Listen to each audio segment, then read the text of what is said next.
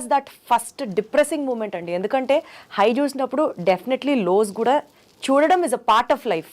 నా most depressing moment thank you flop అవడం. నేను డిప్రెషన్ వ్యక్తపరచలేదు,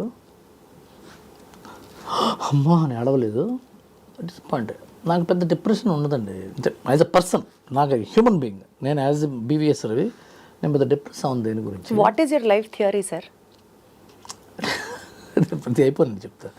అయితే నేను సినిమా బాగా దగ్గరగా కృతజ్ఞత మీద కథ రాసుకున్నాను, గ్రాటిట్యూడ్ మీద కథ. అది థ్యాంక్ యూ అనేది మనం ఎంత ఎదిగినా సరే మన ఎదుగుదలకి కారణమైన వాళ్ళని మనం మర్చిపోతేనే మనం సెల్ఫ్ మేడ్ అని చెప్పుకుంటాం. వన్ ఆఫ్ ద ఇప్పుడు ఎవరన్నా నేను సెల్ఫ్ మేడ్ పర్సన్ని, మన నోటి సెల్ఫ్ మేడ్ పర్సన్ అంటే వాడి ఎదుగుదలకు కారణమైన ఎంతోమంది వ్యక్తుల్ని పరిస్థితుల్ని వాడు మర్చిపోయినట్టు, వాడి చుట్టుపక్కల వాడు గుర్తించినట్టు అని అర్థం. దాన్ని గుర్తించాలి అనేది ఒక హంబుల్ ఒపీనియన్తో కథ స్టార్ట్ అయింది. తర్వాత అది ఒక నది సముద్రానికి వచ్చేదాకా ఎన్నో మెలికలు తిరిగినట్టుగా ఆ సినిమా కథ కూడా ఎన్నో మెలికలు తిరిగి చివరికి అలా స్థాయికి వచ్చింది. చైతన్య చాలా బాగా చేశాడు, విక్రమ్ చాలా బాగా తీశాడు, మిస్ అయింది ఫైర్. నేను అప్పుడు పిఠాపురంలో ఉన్నా, సర్వం శక్తిమయమని నా వెబ్ సిరీస్ షూట్ చేసుకుంటూ అక్కడ ఉన్నాం.